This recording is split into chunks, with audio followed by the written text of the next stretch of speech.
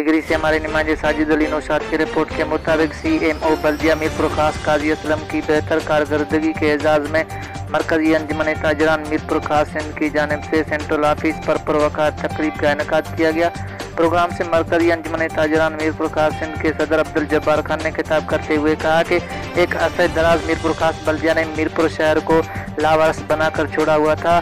शहर की हर गली हर रोड पर किचड़ों के ढेर लगे हुए, मगर काजी असलम ने चार्ज लेने के बाद जिस तरह कारकर्दगी का मुजाहरा किया वो काबिल तहसीन है। उन्होंने मजीद कहा कि हम उम्मीद करते हैं कि काजी असलम साहब ने जिस तरह कुछ ही दिनों में शहर में बल्दियाती निज़ाम को बेहतर किया, वो हमेशा इसी तरह अपने फ़र्ज़ को सर अंजाम देते रहेंगे। इस मौके पर CMO काजी असलम ने कहा कि मीरपुर खास को साफ़ सुथरा बनाना मेरा फ़र्ज़ है और मीरपुर खास शहर को मिसाली शहर बनाना चाहता हूँ।